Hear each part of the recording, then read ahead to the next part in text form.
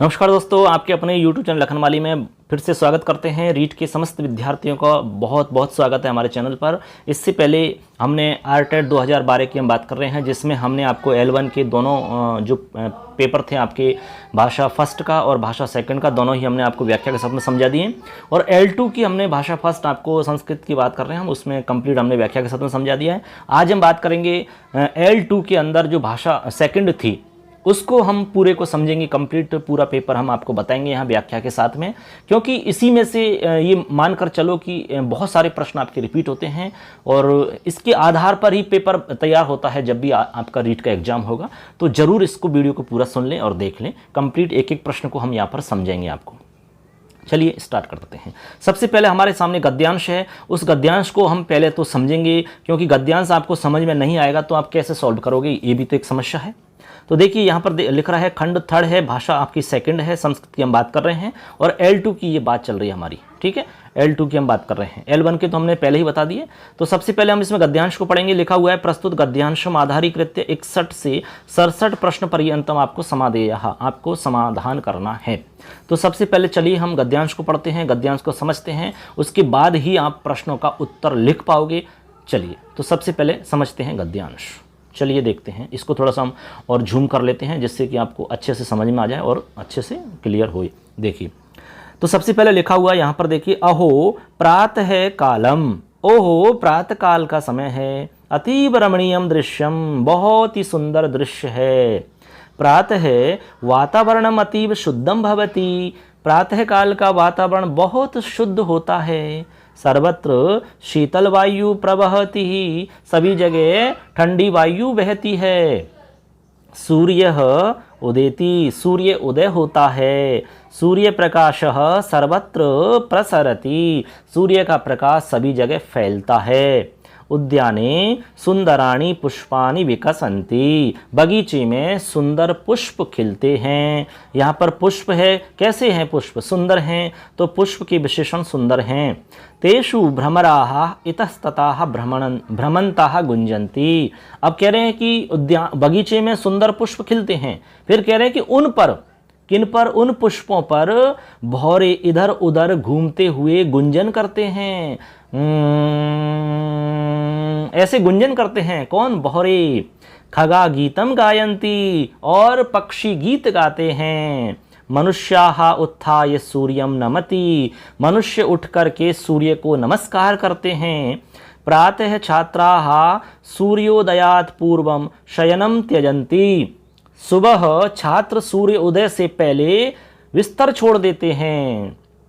ते ईश्वरम स्वजननी जनकौ च नमन्ति, वे ईश्वर यानी भगवान को और अपने माता पिता को नमस्कार करते हैं। स्नानं कृत्वा प्रातराशं कृत्वा मित्रैः सह विद्यालयं गच्छन्ति, और सुबह स्नान करके नाश्ता करके अपने मित्रों के साथ में विद्यालय जाते हैं। कृषकाः क्षेत्राणि गच्छन्ति, और किसान खेतों के लिए चले जाते हैं। समाचार पत्रवाहक है, समाचार पत्रवाहक, समाचार पत्राणि सर्वेभ्य वितरति, समाचार पत्रों को सभी के लिए वितरित करता है, सभी को बांटता है। अखबार बांटने वाला आता है ना, वो। प्रातः काले शुद्ध वातावरणे उद्याने केचन भ्रमन्ति, केचित् व्यायामं कुर्वन्ति, केचन मनुष्याः स्व कार्याणि कुर्वन्ति। सुबह के समय में शुद्ध वातावरण में बगीचे में कुछ लोग घूमते हैं, कुछ व्यायाम करते हैं, कुछ मनुष्य अपने अपने कार्य करते हैं। तो इसमें कितना सुंदर वर्णन किया है सुबह के समय का, कि सुबह का समय कैसा होता है, बगीचे में क्या क्या होता है, कितना अच्छा प्राकृतिक सौंदर्य का वर्णन यहाँ पर किया गया है। चलिए हम गद्यांश को समझ चुके हैं, सब अर्थ हमने आपको बता दिया है। अब हम समझते हैं इसके प्रश्नों का उत्तर। चलिए तो सबसे पहला हम इसके आधार पर जो प्रश्न है वो देखते हैं। ये रहा हमारा प्रश्न, सबसे पहला प्रश्न। चलिए ये रहा 61 नंबर हमारा सवाल है। चलिए सवाल कह रहा है, भ्रमराः कुत्र गुंजन्ति, भौरे कहाँ पर गुंजन करते हैं, ये हमारा सवाल है। तो बताइए भौरे कहाँ पर गुंजन करते हैं, पुष्पेषु, उद्यानेषु, या वृक्षेषु, या पत्रेषु। तो राइट आंसर बताइए। सब लोग आंसर सोच के रखें और लास्ट में अपना स्कोर कमेंट करके हमें ज़रूर बताएं। ठीक है, इससे हमें पता लगेगा कि भाई आपने पूरा पेपर हमारा सुना है, अच्छे से देखा है और आपको लाभ मिल रहा है। ठीक है, हमारा उद्देश्य पूरा हो जाएगा। तो इसका राइट आंसर हो जाएगा बच्चों पुष्पेशु। क्या हो जाएगा? पुष्पेशु। हमने आपको गद्यांश में बताया थे ना कि उद्यान में सुंदरानी पुष्पानि विकसंती, उद्यान में सुंदर पुष्प विकसित हैं या खिल रहे हैं, उन पर भौरे इधर उधर घूमते हुए गुंजन कर रहे हैं। तो किन पर? पुष्पों पर। पुष्पेशु उत्तर हो जाएगा। ठीक है, अगला सवाल है हमारा स्वजननी जनकौ, स्वजननी जनकौ पदयस्मिन् के समास है। स्वजननी जनकौ जो पद है इसमें कौन सा समास है ये आपको बताना है। तो इसमें देखो अव्ययीभाव समास, कर्मधारय समास, द्वंद्व समास, तत्पुरुष समास, इनमें से आपको ऑप्शन बताना है कौन सा राइट आंसर होगा। चलिए बताइए, अपना अपना आंसर सोच लिया होगा सबने।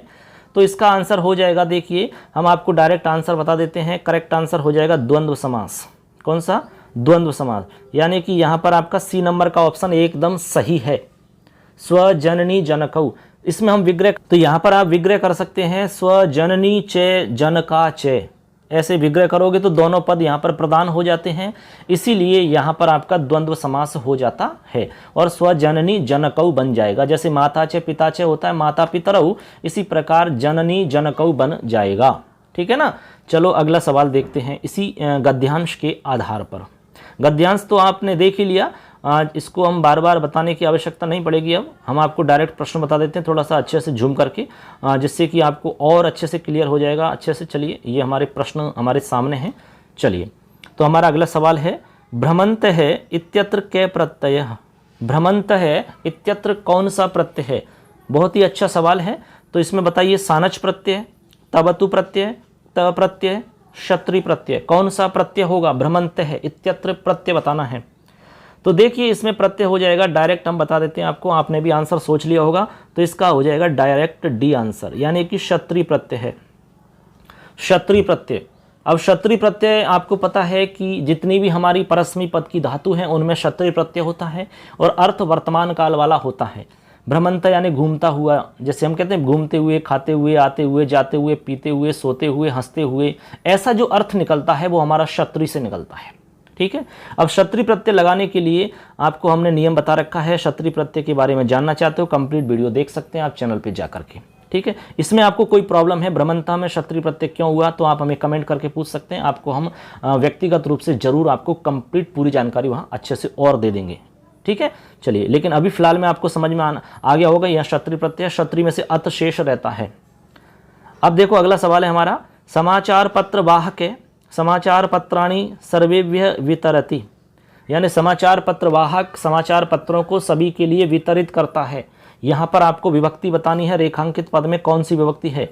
पंचमी, चतुर्थी, तृतीया या द्वितीया। अब देखो यहाँ पर इस वाक्य का अर्थ यदि आप देखोगे तो अर्थ के हिसाब से भी पता लगा सकते हो। अर्थ आ रहा है कि समाचार पत्र वाहक समाचार पत्रों को सभी के लिए वितरित करता है। तो सभी के लिए, तो आप कारक चिन्हों के हिसाब से भी देख सकते हो। कर्ता ने कर्म को करण से संप्रदान के लिए, तो संप्रदान आ रहा है हमारा, तो संप्रदान में चतुर्थी होती है, तो ऐसे करके आप अंदाजा लगा के भी बता सकते हो। चतुर्थी विभक्ति आपका राइट आंसर हो जाएगा। ठीक है, कोई दिक्कत नहीं है। अगला सवाल है हमारा 65 नंबर पे, उद्याने सुंदरानी पुष्पानि सन्ति वाक्यस्मिन् विशेषण पदम किम। कितना अच्छा सवाल है। बगीचे में सुंदर पुष्प हैं, तो यहाँ पर आपको विशेषण पद बताना है। विशेषण पद सन्ति, पुष्पाणि, सुंदरानी, उद्याने। बताइए विशेषण पद कौन सा है इसमें? तो विशेषण पद है इसमें सुंदरानी। देखो इसमें है कि उद्यान में सुंदर पुष्प हैं। कैसे पुष्प हैं भाई? पुष्प हैं, लेकिन कैसे हैं? सुंदर पुष्प हैं। तो सुंदर जो है वो पुष्प की विशेषता है। हमने कहा कि लाल पुष्प हैं, तो लाल यहाँ पर पुष्प की विशेषता है। हमने कहा कि काला आदमी, तो आदमी की विशेषता काला है। हमने कहा कि गोरा व्यक्ति, तो व्यक्ति की विशेषता गोरा है। तो ये हमने कहा कि पुष्प सुंदर हैं, तो सुंदर पुष्प की विशेषता है। तो यही तो विशेषण पूछ रहे हैं, तो विशेषता जो है वही विशेषण होती है। तो यहाँ पर सुंदरानी जो है वो विशेषण पद है। ठीक है। चलो अगला सवाल देखते हैं। अगला सवाल हमारा ये है 66 नंबर पे। देखिए सवाल बहुत ही अच्छा है, ये आपका लकार से संबंधित है। देखिए, मनुष्याः सूर्यं नमन्ति, वाक्यमिदं लृट लकारे परिवर्तयत। मनुष्य सूर्य को नमस्कार करते हैं, इस वाक्य को लृट लकार यानी कि भविष्य काल में परिवर्तित करना है। तो बताइए, ऑप्शन ए में मनुष्याः सूर्यं नमिष्यन्ति, मनुष्याः सूर्यं नमस्यन्ति, मनुष्याः सूर्यं नमन्तु, मनुष्याः सूर्यं अनमन, कौन सा इसमें राइट होगा बताइए। अपना अपना आंसर सभी लोगों ने सोच लिया होगा। हाँ, करेक्ट आंसर, चलिए हमारा आंसर हो जाएगा भाई ये वाला, यानी कि बी नंबर का ऑप्शन एकदम सही है, मनुष्या सूर्यम नमस्यन्ति। अब नम धातु का रूप याद करना पड़ेगा, तब आपका एकदम क्लियर हो जाएगा सारा कुछ। ठीक है, नमिष्यति बनता नहीं है, आपका ए नंबर का ऑप्शन कभी होगा नहीं। ठीक है, ये गलत हो गया। अब आपका सी नंबर पे नमंतु लिख रहा है, नमंतु तो लोट लकार में बनता है, वैसे ही गलत हो गया। ए नमन आपका, ये आपका ए नमन जो बनता है वो बनता है जैसे कि अपठत, अपठतम, अपठन, किस में बनता है, लंग लकार भूतकाल में। तो केवल एक ही जगह बचा आपका बी ऑप्शन, ये जो कि आपका लिखा हुआ है मनुष्या सूर्यम नंस्यन्ति, ये बनता है आपका भविष्य काल में। रूप चलता है नंस्यति, नंस्यतः, नंस्यन्ति, ऐसा रूप बनता है इसका। एक बार नम धातु याद करें अच्छे से और क्लियर हो जाएगा। अगला सवाल, अगला सवाल है आपका, देखिए बहुत ही सुंदर सा सवाल है। व्यायामम पदेस्मिन कति उपसर्गाः सन्ति। व्यायामम जो हमारा पद है इसमें कितने उपसर्ग हैं? ऑप्शन एक है, त्रय है, द्वौ उपसर्गा न सन्ति। कौन सा आंसर सही होगा बताइए। तो इसका राइट आंसर हम बता देते हैं, आपने भी सोच लिया होगा। चलिए, ये है, तो इसका राइट आंसर हो जाएगा द्वौ, यानी व्यायामम जो पद है आपका, इसमें दो क्या हैं, उपसर्ग हैं। कितने उपसर्ग हैं? दो।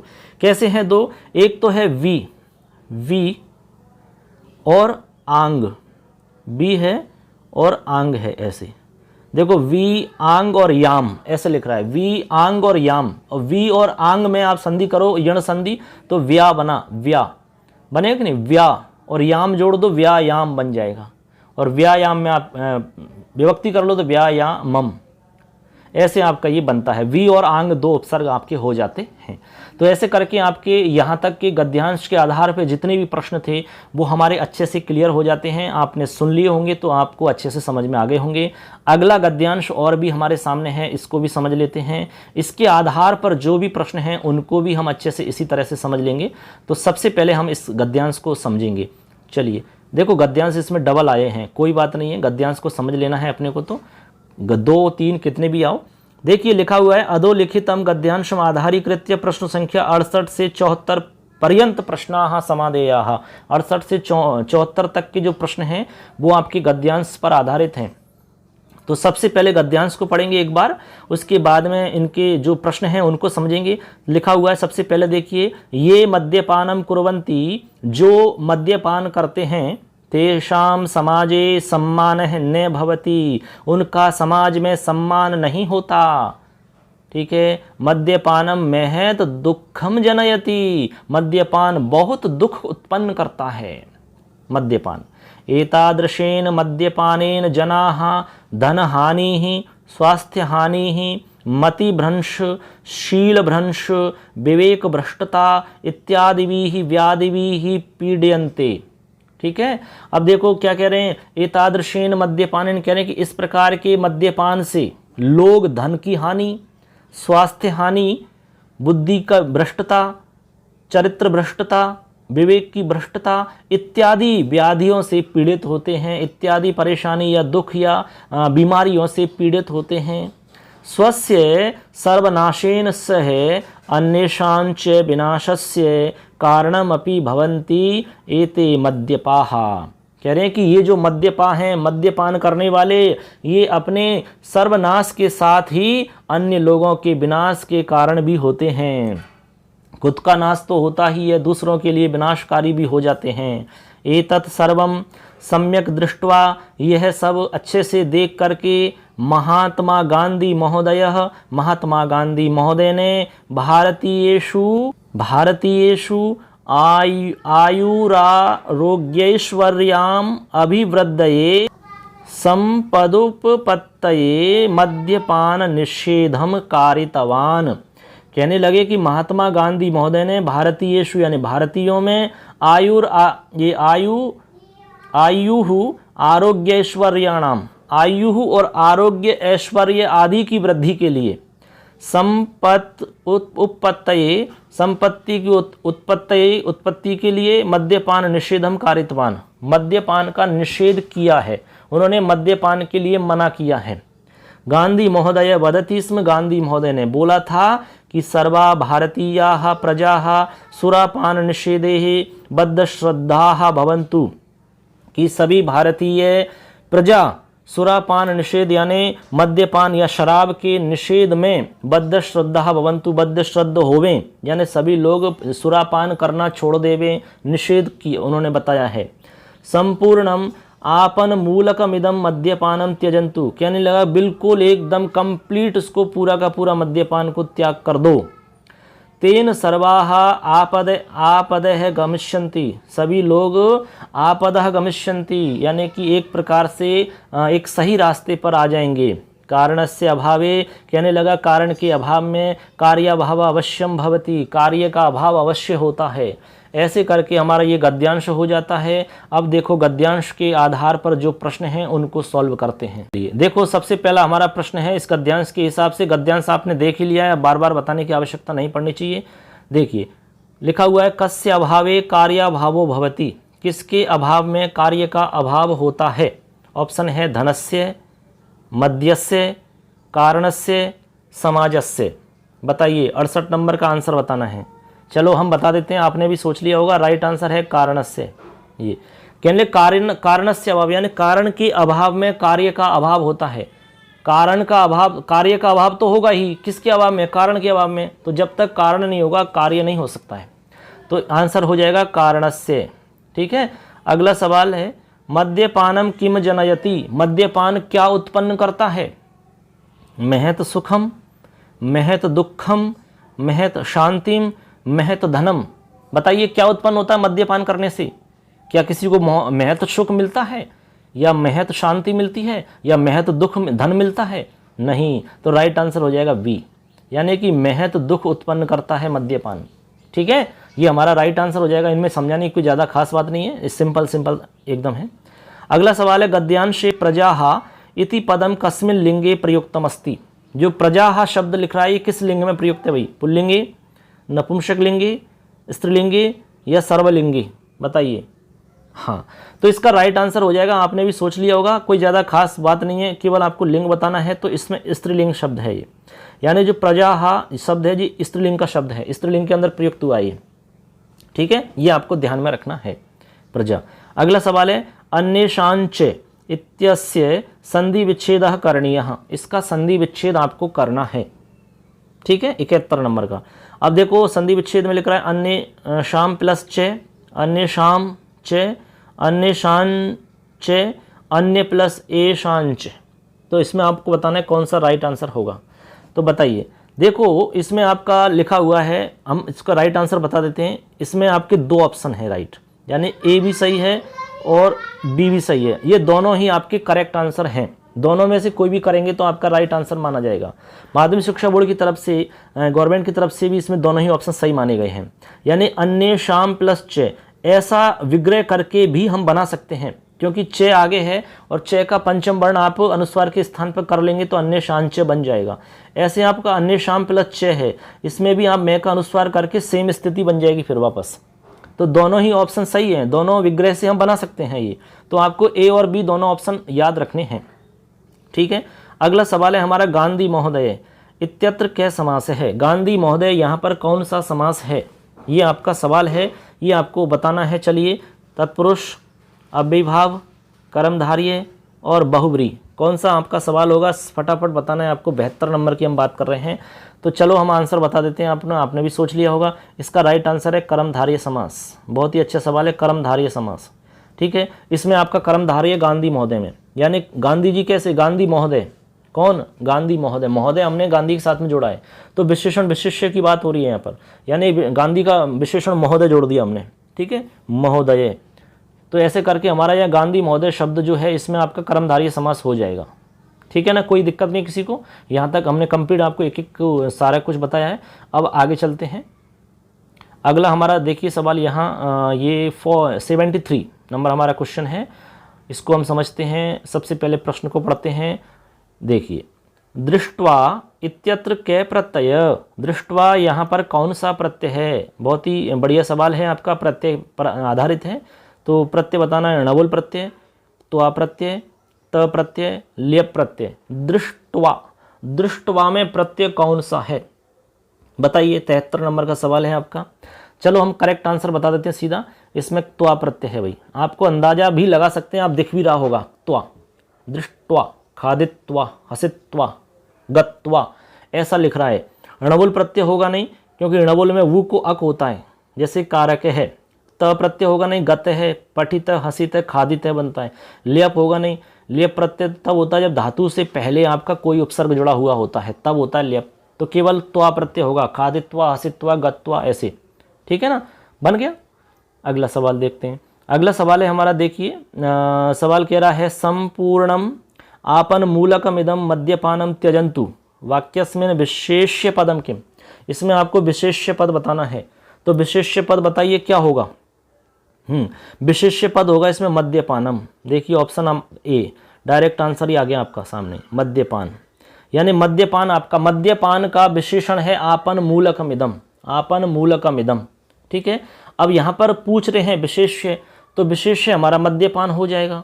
ठीक है, मद्यपान, तो मद्यपान की विशेषता है ये वाला, आपन मूलकमिदम, और मद्यपान हमारा विशेष्य पद है। तो विशेष्य पद हमसे पूछा जा रहा है, तो विशेष्य पद वो होता है जिसकी विशेषता बताई जाती है। जैसे हमने कहा कि राम लंबा है, अब लंबा जो है वो राम का विशेषण है, लेकिन राम जो है वो विशेष्य है, यानी जिसकी विशेषता बताई जा रही है वो विशेष्य होता है। यहाँ पर मद्यपान की विशेषता बता रहे हैं, इसलिए मद्यपान विशेष्य है। ठीक है, अगला सवाल। अगला सवाल हमारा उच्चारण स्थान पर आधारित है। देखिए ये, ले वर्णस्य उच्चारण स्थानम विद्यते, ले वर्ण का उच्चारण स्थान क्या होगा? बहुत ही सरल सवाल है।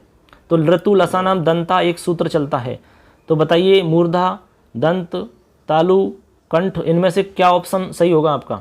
तो बस हमने आपको बोला अभी, ऋतु लसानाम दंता एक सूत्र चलता है, ऋतु लसानाम, लसा नाम दंतः, ऋतु लसानाम दंतः, मतलब री, ते वर्ग, ले और से, इन सब का उच्चारण स्थान दंत होता है।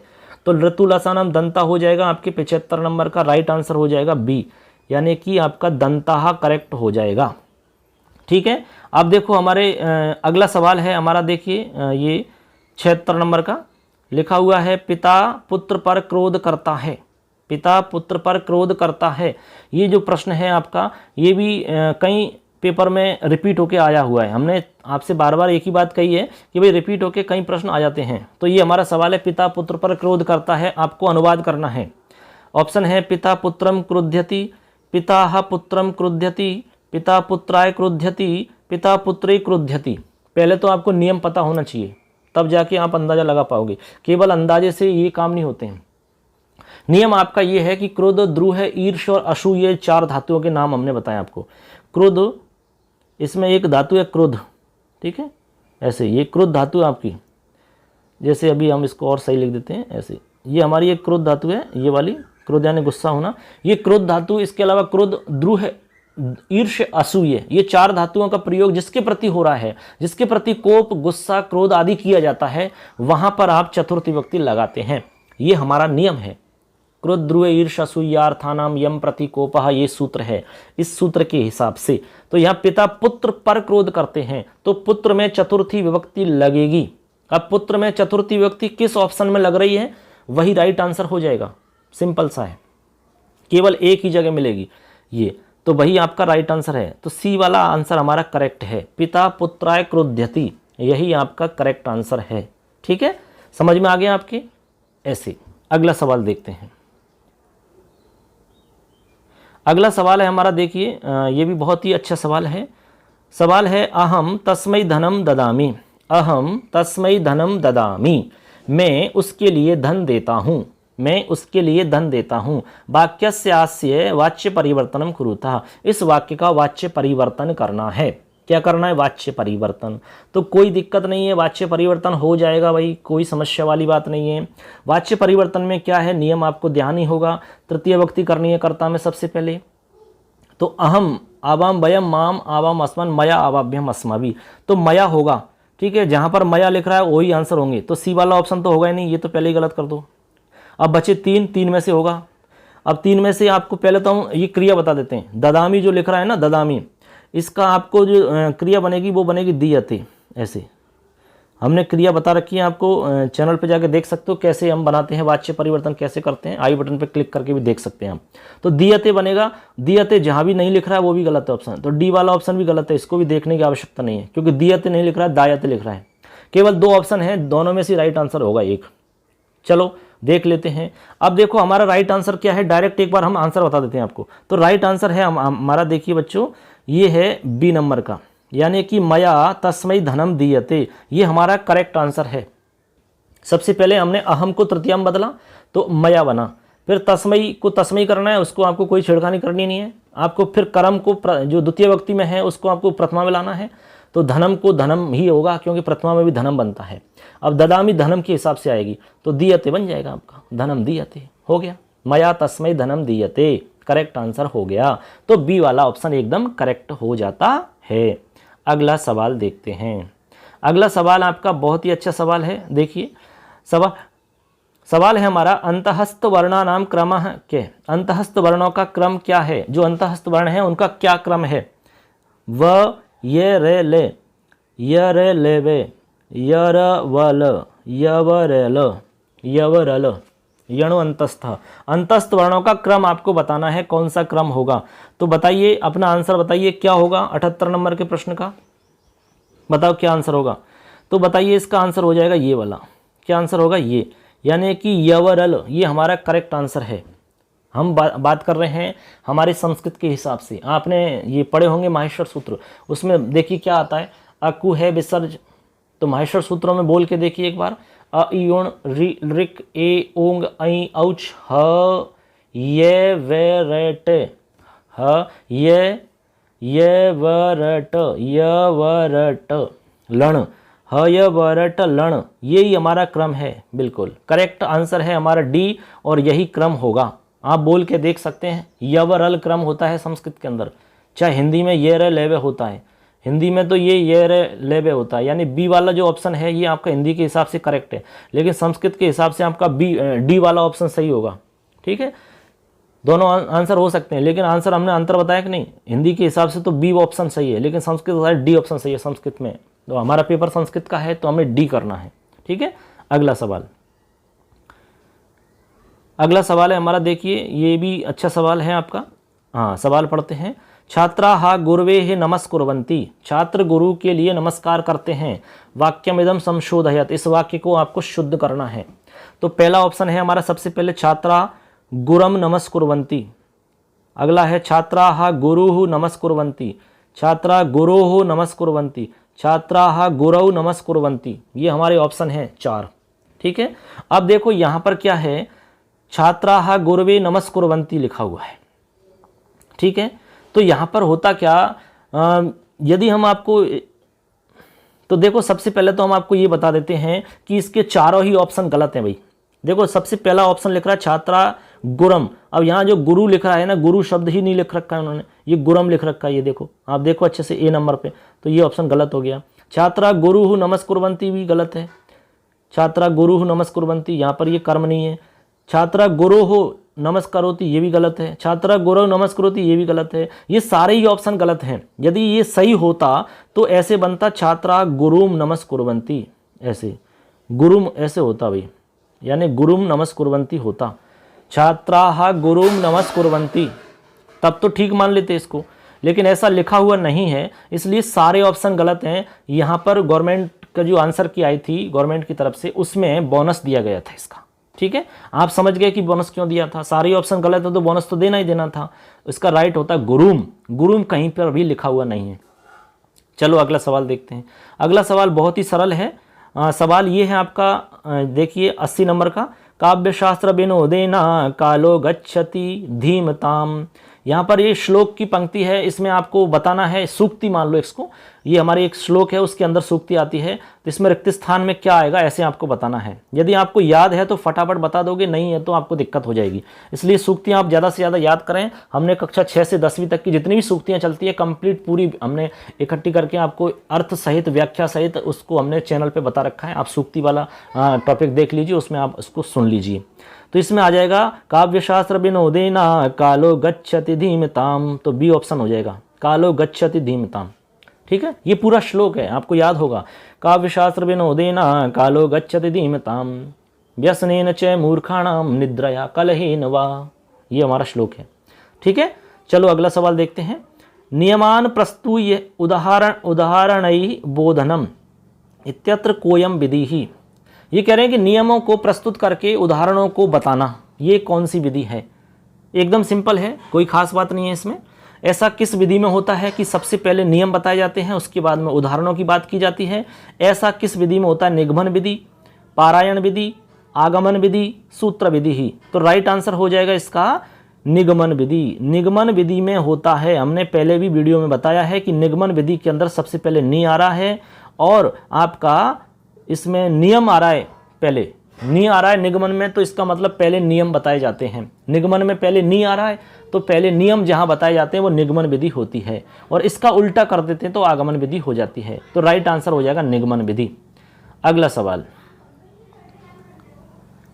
सवाल है हमारा, देखिए, अभिनय विधेहि प्रयोग है कुत्र क्रियते। अभिनय विधि का प्रयोग कहां पर किया जाता है बताइए? कथा शिक्षण में, पद्य शिक्षण में, नाटक शिक्षण में या गद्य शिक्षण में? ये तो एकदम सिंपल सी बात है कि भाई अभिनय विधि का आप प्रयोग करोगे तो कथा में करोगे क्या, पद्य में करोगे क्या, गद्य में करोगे क्या? नहीं, सबसे ज़्यादा नाटक में होता है। तो नाटक के लिए ही विधि बनाई गई है अभिनय विधि। तो नाटक जो होते हैं वो अभिनय के साथ में होते हैं, तो नाटक के अंदर हम अभिनय विधि का प्रयोग करते हैं, ये हमारा राइट आंसर हो जाता है। ठीक है, अगला सवाल, प्रो वीपी वकील महोदयेन संस्कृत शिक्षणे कस्य विधेः प्रयोगा कृता। बहुत ही सुंदर सवाल है, हालांकि पहले भी हम बता चुके हैं इसको। प्रो वकील महोदय के अनुसार संस्कृत शिक्षण में किस विधि का प्रयोग किया गया है? अनुवाद विधेः, प्रत्यक्ष विधेः, पाठशाला विधेः, पाठ्यपुस्तक विधेः। किस विधि का प्रयोग किया बताइए? हाँ, तो करेक्ट आंसर हम बता देते हैं, प्रत्यक्ष विधि रखना है आपको। सबसे पहले संस्कृत के अंदर प्रो बीपी वकील महोदय ने प्रत्यक्ष विधि का प्रयोग किया है, ये हमारा राइट आंसर हो जाता है। चलो अगला सवाल है हमारा 84 नंबर पे। देखिए यहाँ पर हम देखते हैं, एक बार थोड़ा सा एडजस्ट कर लेते हैं सवाल को, अच्छे से देखेंगे जी। देखिए, संस्कृत भाषा शिक्षण से अंतिमम कौशलम विद्यते। संस्कृत भाषा शिक्षण का अंतिम कौशल कौन सा है? हम आपको एक ट्रिक बता देते हैं सभी कौशलों की। SB, देखो एक बार लिखने में थोड़ा मिस्टेक हो रही है, दोबारा से बता देते हैं। देखो ऐसे आपको याद रखना, SBPL, ये हमारी ट्रिक है। SBPL मतलब स्पेशल BPL, यानी सबसे पहले S का मतलब श्रवण कौशल, B का मतलब भाषण कौशल, P का मतलब पठन कौशल, L का मतलब लेखन कौशल। ठीक है, ये हमारे कौशल हैं। अब इसमें लास्ट कौशल कौन सा है आप देख लो, खुद ही अंदाजा लगा लो, ऑप्शन में ढूंढ लो और बस आंसर हो गया आपका। तो बताइए, संभाषण होगा क्या, श्रवण होगा क्या, पठन होगा क्या, लेखन होगा क्या? लास्ट में बताना है आपको, अंतिम कौशल बताना है। तो SBPL में अंतिम है ले, यानी कि L है। L का मतलब हमने कहा कि लेखन कौशल होता है, तो आपका ऑप्शन डी आपका राइट हो जाएगा। तो 84 में आपका डी आंसर एकदम करेक्ट हो जाएगा। हो गया सिंपल, ये ट्रिक है याद रखने की। अगला सवाल देखो, ये भी बहुत ही सुंदर सवाल है आपका। उपचारात्मक शिक्षणम किम। उपचारात्मक शिक्षण क्या है? इसके अंदर क्या होता है उपचारात्मक शिक्षण में? देखो, छात्राणाम समस्या दूरीभूता भवन्ति। छात्रों की समस्याएं दूर होती हैं। शिक्षणमिदं समागतेभ्य दोषेभ्य त्रायते। इस शिक्षण के द्वारा जो दोष होते हैं शिक्षण में उनको दूर किया जाता है। छात्र शिक्षकयो नूतनाम स्फूर्तिम जागृति। छात्रों और शिक्षकों में नूतन स्फूर्ति का जागरण होता है इससे। उपर्युक्त कथनत्रयम सत्यम। उपर्युक्त सारे ही तीनों कथन सत्य हैं। तो राइट आंसर इसका यही है बच्चों, ये यानी कि डी ऑप्शन बिल्कुल सही है, तीनों ही ऑप्शन सही हैं। उपचारात्मक शिक्षण में क्या होता है, जो भी समस्याएं होती हैं छात्रों की, उन समस्याओं को दूर किया जाता है। जो भी दोष होते हैं उनको दूर करते हैं। समस्या का पता लगाना तो आपका निदान होता है, यानी एक तो निदानात्मक शिक्षण चलता है हमारा, एक उपचारात्मक शिक्षण चलता है। तो उपचारात्मक शिक्षण की बात कर रहे हैं तो इसमें क्या होता है, समस्याओं को दूर किया जाता है, जो भी दोष आते हैं उनको दोषों को दूर करते हैं, शिक्षक और छात्र के बीच में एक नई स्फूर्ति का जागरण होता है इससे, ऐसे करके ये सारे ऑप्शन सही हो जाते हैं। ठीक है, तो उपचारात्मक शिक्षण में जो भी समस्या होती है उस समस्या को दूर करते हैं, ये हमारा करेक्ट आंसर हो जाता है। अगला सवाल देखिए, अगला सवाल है हमारा, शिक्षायाः प्रमुखम उद्देश्यम किम भवेत्, यानी शिक्षा का प्रमुख उद्देश्य क्या होना चाहिए भाई बताओ। धनोपार्जनम, स्वार्थ साधनम, सर्वांगीण विकास है और सर्वत्र भ्रमणम। ये तो सिंपल है, सभी को पता लग गया होगा क्या आंसर होगा। तो करेक्ट आंसर इसका क्या होगा बताइए, सी, यानी कि राइट आंसर हो जाएगा सर्वांगीण विकास है। शिक्षा का हमारा प्रमुख उद्देश्य होता है सर्वांगीण विकास, यानी सभी प्रकार का विकास बच्चे का होना चाहिए, सामाजिक, आध्यात्मिक, मानसिक, शारीरिक सभी प्रकार का विकास होना चाहिए, यही हमारा सर्वांगीण विकास ही उद्देश्य है शिक्षा का। ठीक है, चलो अगला सवाल देखते हैं। अगला सवाल है हमारा, देखिए 87 सवाल है हमारा, बहुत ही सुंदर सवाल है। छात्रस्य ज्ञानात्मक क्षेत्रस्य परीक्षणम कथम क्रियते, छात्र के ज्ञानात्मक क्षेत्र का परीक्षण कैसे किया जाता है भाई। दर्शनेन, परीक्षया, मूल्यांकनेन या भाषणेन, किससे करते हैं बताइए। तो राइट आंसर क्या होगा बताइए। चलो हम राइट आंसर बता देते हैं, आपने भी सोच लिया होगा। चलिए करेक्ट आंसर हो जाएगा आपका ये वाला, यानी परीक्षा के द्वारा हम छात्र के ज्ञानात्मक क्षेत्र का परीक्षण करते हैं। ज्ञानात्मक क्षेत्र का परीक्षण किससे होता है, परीक्षा के द्वारा।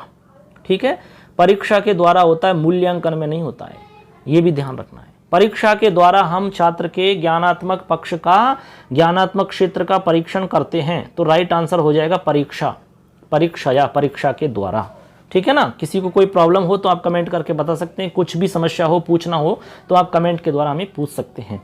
अगला सवाल, संप्रेषणाय किम कर्तव्यम, संप्रेषण के लिए क्या करना चाहिए। पूर्ण सज्जा, सहायक सामग्री, भ्रमणम या भाषणम, बताइए क्या करना चाहिए।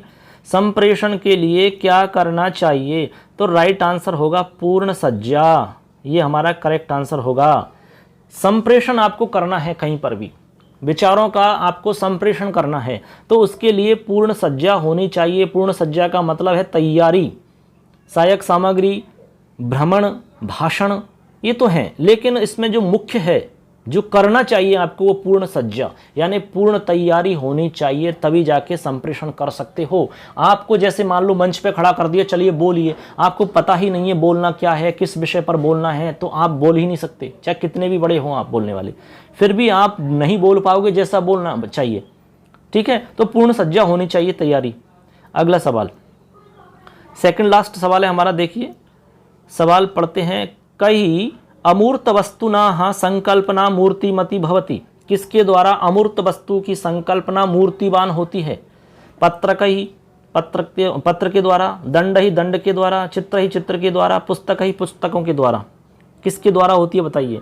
तो 89 का हमारा आंसर क्या होगा बताइए। तो 89 का आंसर चलिए हम बता देते हैं, चित्र के द्वारा। करेक्ट आंसर हो जाएगा चित्र के द्वारा, यानी चित्र ही, यानी चित्रों के द्वारा। कई अमूर्त वस्तुना, जो अमूर्त वस्तु होती है उनकी संकल्पना को मूर्तिमान कैसे करते हैं, चित्रों के माध्यम से। जैसे मान लो कोई अंदर ऐसी चीज है जिसको हम दिखा नहीं सकते, जैसे मान लो हम बच्चों को हृदय के बारे में बता रहे हैं, हृदय। अब हृदय को आप कैसे बताओगे भाई, उसको हम चित्र के माध्यम से उसको हम मूर्तिवान करेंगे, यानी उसको हम सजीव की तरह बताएंगे, चित्र बना करके उसको हम बताएंगे। आंख बतानी है अंदर से कैसी होती है, चित्र के माध्यम से उसको हम बताएंगे। दिल बताना है कैसा होता है, चित्र के माध्यम से उसको हम बताएंगे कि नहीं भाई, ऐसे। ठीक है, तो चित्र ही, यानी चित्रों के माध्यम से हम क्या करते हैं, अमूर्त वस्तुओं को बताते हैं, जिनको मूर्त नहीं कर सकते हम उनको बताते हैं, ऐसे होता है इसका। अगला एक लास्ट प्रश्न और है, उसी के साथ में हमारा कंप्लीट हो जाएगा। छात्राणाम सुलेख है लेखन शैली अभिव्यक्ति च कई प्रश्न परीक्षन्ते। छात्राणाम यानी छात्रों की सुलेख लेखन शैली और अभिव्यक्ति किन प्रश्नों के द्वारा परीक्षित होती है।